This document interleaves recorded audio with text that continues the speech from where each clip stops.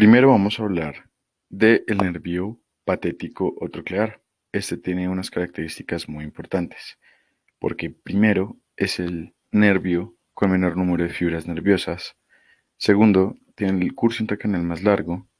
Es el único par que se decusa completamente. Es el único que ejerce de manera dorsal y solo inerva un músculo, que es el oblicuo superior. Acá podemos ver cómo los núcleos están cerca de la sustancia gris periaqueductal en la zona más ventral. Estos van a irse hacia atrás y a la salida, inmediatamente en la parte dorsal, se van a decusar para inervar el oblicuo superior del lado contralateral.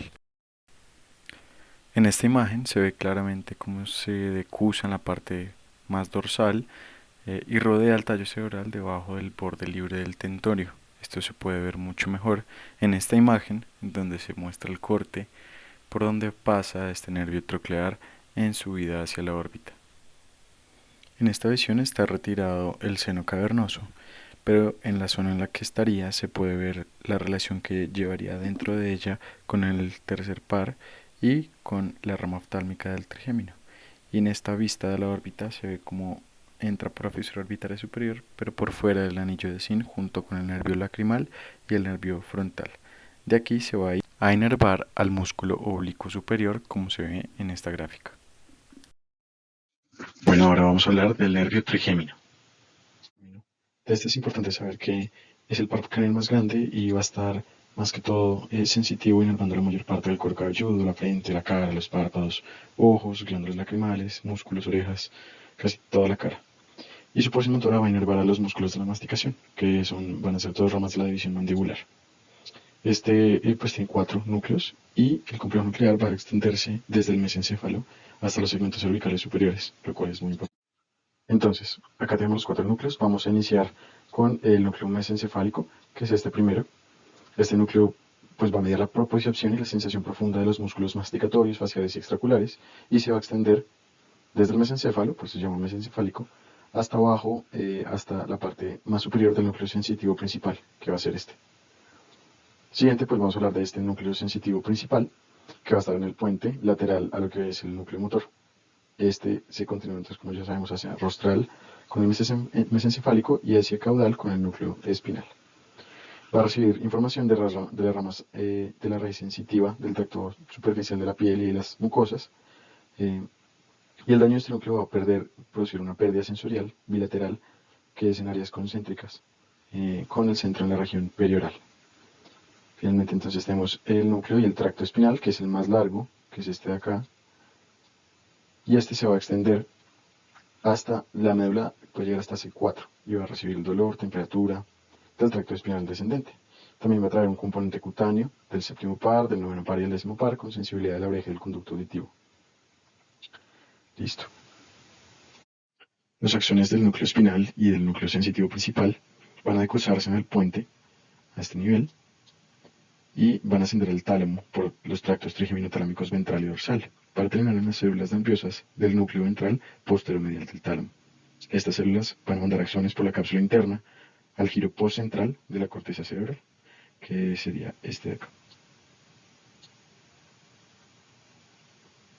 Finalmente vamos a hablar de este último núcleo, que es el núcleo motor del trigémino, que está más medial que el núcleo sensitivo principal. Este va a recibir fibras de ambos hemisferios, de la formación reticular, del núcleo rojo, del tectum, del fascículo longitudinal medial y del núcleo mesencefálico. Este núcleo va a dar axones para la raíz motora que va a inervar los músculos de la masticación. Estos son pterigoideos, maceteros, temporales. También va a inervar el tensor del tímpano, los tensores del velo del paladar, el miloideo y el vente anterior del digástrico. Su porción intracraniana va a emerger desde la porción más lateral del puente hacia ventral y este va a pasar sobre el apex petroso, que es la cresta de la porción petrosa del temporal, para formar el ganglio trigeminal, o también llamado ganglio de Gasser o ganglio semilunar. Este va a tener los cuerpos neuronales que van a ser el origen de todos los axones sensitivos trigeminales. Y finalmente va a tener la carótida interna, que va a estar medial al ganglio y va a estar posterior al seno cavernoso. Esta es otra imagen que nos muestra al nervio trigémino saliendo del puente y llegando a formar el ganglio trigeminal, que posteriormente se va a dividir en las tres ramas. oftálmico, maxilar y mandibular. Como estamos mirando la parte del ojo y la órbita, nos vamos a enfocar principalmente en el oftálmico, es decir, la rama B1. Este es un corte sagital del seno cavernoso, en donde podemos ver que el nervio oftálmico entra lateral a la carótida interna y va a estar debajo del tercer y cuarto pares craneales. Dentro de este seno va a dar una rama tentorial y dural que va a inervar a los vasos cerebrales, la dura madre de la fosa craneal anterior, el seno cavernoso, las alas del senoides, el apex petroso, el tentorial cerebelo o cerebral y senos venosos durales. Eso es en toda esta porción, digamos, intracavernosa. Ya en esta segunda imagen, la del centro, podemos ver que se empieza a dividir en sus tres ramas principales, que van a ser la frontal, la lacrimal y la nasociliar, y van a entrar a la órbita por la fisura orbitaria superior. En esta vista de la órbita podemos ver cómo las diferentes ramas del nervio oftálmico van a pasar por la fisura orbitaria superior. Por fuera del anillo de Zinc va a entrar el nervio frontal, que va a ser este, y el nervio lacrimal, que va a ser este. Y por dentro del anillo de Zinc va a entrar el nervio nasociliar, que es la tercera ramita, que va a ser esta. Las otras ramas, o una de las ramas, pues van a entrar a la órbita por otro espacio, que va a ser la fisura orbitaria inferior, que va a ser el nervio maxilar. Y ahora más adelante vamos a ver cómo el nervio mandibular también nos da algunas ramitas importantes. Este esquema nos permite ver las tres divisiones del trigémino y sobre todo la división oftálmica con sus tres nervios. Entonces tenemos el frontal, que va a ser más superior, el lacrimal, que como su nombre indica va a ser muy importante para inervar la glándula lacrimal, y el nervio nasociliar, que nos va a dar unas ramas importantes para el ganglio ciliar y unas ramas etmoidales. Ya vamos a ver con detenimiento cada uno de ellos. El nervio frontal, que va a ser la rama más superior, nos va a dar dos nervios, el supraorbitario y el supratroclear. Estas van a dar la sensibilidad de la porción medial del párpado superior, la conjuntiva, la frente, el cuero cabelludo, los senos frontales y el lado de la nariz. El nervio supratroclear va a salir de la órbita a 17 milímetros de la línea media, o sea, va a ser más medial, mientras que el nervio supraorbitario va a salir a 27 milímetros de la línea media por el foramen o el surco supraorbitario. La segunda rama de la que vamos a hablar es del nervio lacrimal. Este nervio va a inervar la glándula lacrimal, la piel y la conjuntiva adyacente. Esta glándula recibe su inervación parasimpática por el plejo retroorbital y ocasionalmente puede salir de la órbita por un foramen del mismo nombre para inervar la frente, si no va a ser inervado por el nervio supraorbitario. Finalmente acá empezamos a ver un poco del nervio nasociliar. Este nervio nos va a dar la sensibilidad de los cornetes medio inferior, el septo, la pared nasal lateral y hasta la punta de la nariz. Va a tener una rama infratroclear, que acá estamos mirándola, que va al drenaje lacrimal, a la conjuntiva y a la piel de la región cantal medial.